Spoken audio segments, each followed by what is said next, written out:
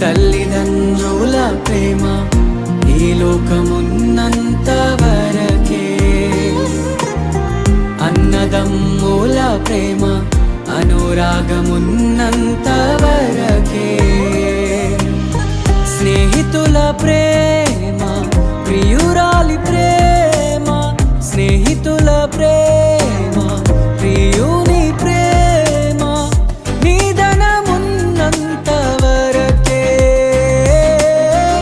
నిధనమున్నంత వరకే.